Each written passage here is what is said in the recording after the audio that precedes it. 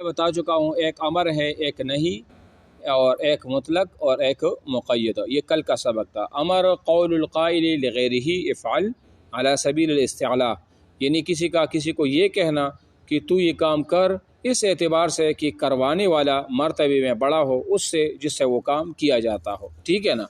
اور نہیں یہ تھا قول القائل لغیرہ لا تفعل علی سبیل الاستعلاء، کہ کوئی کسی کو یہ کہہ دے کہ تو یہ کام نہ کر تو وہ نہیں ہوگا. ٹھیک ہے.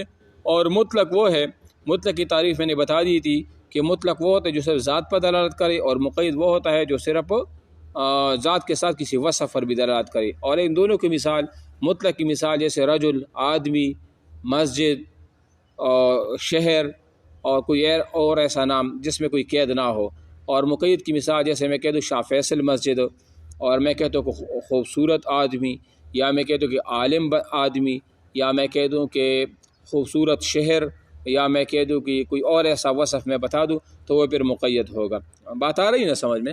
ٹھیک ہے. قرآن مجید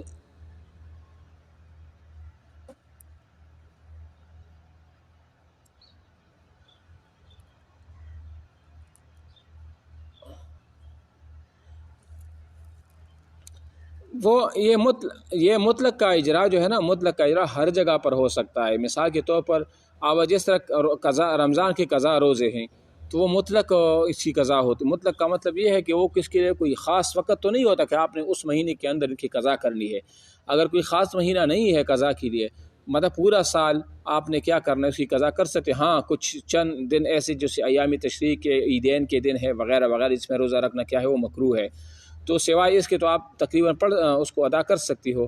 یا نماز کی قضا کا وقت ہے تو وہ بھی ایسا ہی ہے. مطلب جو افعال وغیرہ ایسے ہوتے ہیں جس کو آپ نے مقید نہ کیا ہو تو اس کو ہم مطلق ہی کہیں گے. سمجھ آ رہی ہے؟ اور مقید کی مثال جیسے مثال کے طور پر قتل کی کفارہ میں غلام آزاد کرنا، لیکن وہ غلام کیا ہوگا؟ وہ مسلمان ہوگا. یا کفارہ ظہار میں 2 لگاتار مہینے وہ روزے رکھنا، پے در پہ رکھنا، اور من قبل ان یتماسا کی شرط کے ساتھ، تو یہ مقید ہو گیا. ٹھیک ہے نا. اب امر کی تعریف کہ امر کیا ہے، کہاں گیا؟ اچھا جی، امر خاص کی تیسری قسم امر ہے. امر وہ لفظ ہے جس کے ذریعے جزم کے ساتھ کسی چیز کا مطالبہ کیا جائے، چاہے صیغہ امر سے ہو جیسے اقیم الدین. اب میری بات غور سے سنو. اب یہاں پر ہو سکتا ہے یہ سوال آپ سے کیا بھی جائے کہ یہ جو امر کی ہم نے تعریف کی ہے، امر کی جو ہم نے تعریف کی ہے کہ امر کا صیغہ یہ ہوتا ہے کہ کسی کو آرڈر دیا جاتا ہے، حکم کہ تو یہ کام کر. اب یہ ایسا نہیں ہے کہ امر کا جو مخصوص صیغہ ہے نا، جنہوں نے مدرسہ پڑھا ہوگا ان کو پتہ ہوگا. مثال جو میں آپ کو کہہ دوں نا کہ انصر تو مدد کر، یا میں آپ کو کہہ دوں کہ اضرب تو مار، یا میں آپ کو کہہ دوں کہ افعل تو کام کر، یا میں آپ کو اسمع تو سن، اسمعی تو سن، وغیرہ جو بھی ہے نا اس طرح. تو اب یہاں پر یہ تو ایک امر کا صیغہ ہے، امر کے خاص لفظ ہے جس کو ہم امر کے لیے، حکم کے لیے استعمال کرتے ہیں.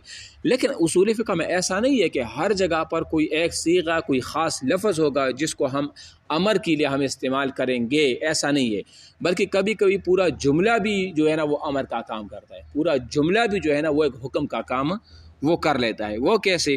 مثال کے طور پر یہ یہاں پر ہم پڑھ لیتے ہیں نا، فار ایگزامپل اگر امر کا صیغہ ہو وہ پہلے والے مثال جیسے اقیم الدین، دین کو قائم کرو مضبوطی سے، یا مثال اقیم الصلاۃ، نماز قائم کرو، یا آتوا الزکاۃ، زکوٰۃ دے دو. یہ تو امر کا صیغہ ہے. لیکن کبھی ایسا بھی ہوتا ہے جیسے اس آیات میں والوالدات یرضعن اولادہن حولین کاملین، کہ اب مائیں اپنے بچوں کو 2 سال تک کیا کریں گے، وہ 2 سال تک کامل مطلب ان کو دودھ دیتے رہیں گے. اب یہاں پر دیکھو والوالدات یرضعن، اب یہ پورا جملہ ہے. والوالدات یہ مبتدا ہے، یہ کیا ہے؟ ہلو، یہ پورا جو جملہ ہے نا والوالدات یہ پورا جملہ ہے. اور یہ پورا جملہ جو ہے نا یہ کس کا کام کرتا ہے؟ یہ امر کا کام کرتا ہے. مثال کے طور پر میں آپ کو کہہ دوں کہ آپ سب نے فنکشن کو اٹینڈ کرنا ہے. آپ سب کیا کرنا ہے؟ فنکشن کو اٹینڈ کرنا ہے، کہ آپ جائے اس فنکشن کو اٹینڈ کریں. یا ایک مجلس ہے، روحانی مجلس ہے، یا کچھ بھی ہو پروگرام ہے، آپ لوگوں نے جانا ہے. اب دیکھو آپ لوگوں نے یہ پورا جملہ جو ہے نا یہ امر کا کام کر رہا ہے. کس چیز کا کام کر رہا ہے؟ پورا ایک جملہ ہے، پورا ایک کلام ہے، کوئی خاص لفظ تو نہیں ہے نا، پورا ایک جملہ ہے.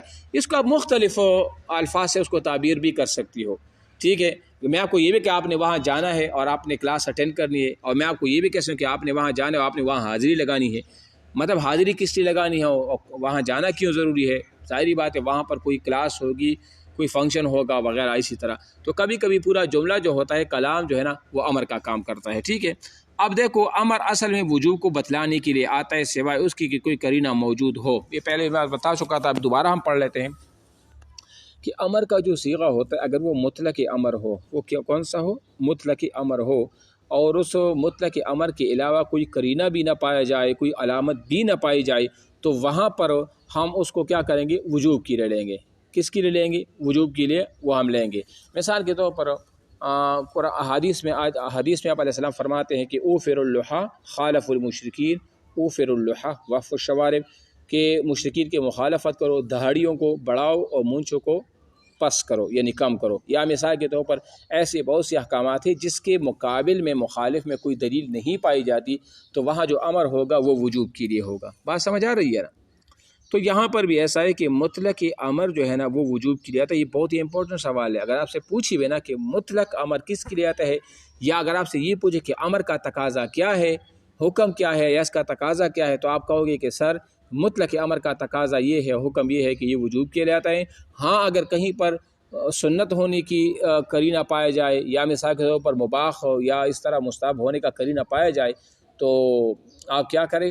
آپ وہاں پر وہ ہم سنت کو لے لیں گے، وہاں پر ہم استحباب کو بھی لے سکتے ہیں وغیرہ وغیرہ. یا جیسے میں اس کی مثال میں نے آپ کو پہلے دیا تھا کہ وَإِذَا حَلَلْتُمْ فَاصْطَادُوا، جب احرام کھول لو، حلال ہو جاؤ، تو پھر آپ شکار کرو. اب شکار کرنا لازمی بھی نہیں ہے، فرض بھی نہیں ہے، سنت بھی نہیں ہے، واجب بھی نہیں ہے، لیکن مباح ہے. کرو تو بھی ٹھیک ہے، نہ کرو تو کوئی گناہ آپ کو نہیں ملے گا. بات سمجھ آ رہی ہے نا؟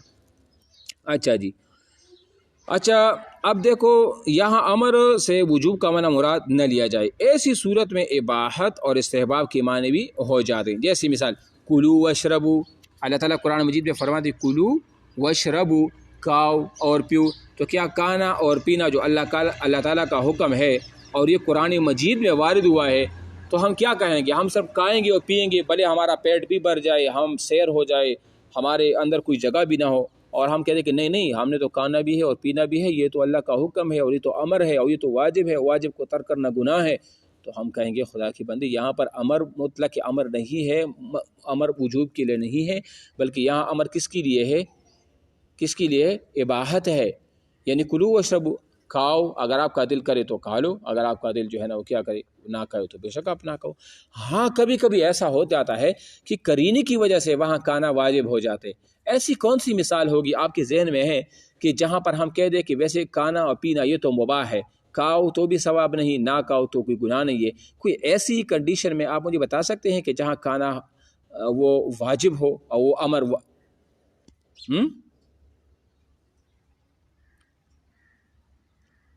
نہیں، وہ تو سنت ہے نا، سحری تو چلو سنت کو ہم لیں گے، وہ فرض نہیں ہے. اضطراری حالت میں، اس کی مثال ایسی اضطراری حالت میں کہ مثال کے طور پر جب کوئی بندہ بھوک کی وجہ سے مر رہا ہو اور سامنے مردار گدھا پڑا ہو یا کتا پڑا ہو یا کوئی مردار چیز پڑی ہو، تو اس کا کھانا شریعت کا یہ امر ہے کہ آپ نے لازمی جو ہے نا وہاں سے گوشت کاٹ کر آپ نے اس کو پکانا ہے اور آپ نے کھانا ہے تاکہ آپ کی جان بچ جائے، آپ کی جان بچ جائے. اب آپ میری بات سنو، اب یہاں پر کھانا پینا تو کیا مباح تھا، لیکن یہاں پر کیا ہے؟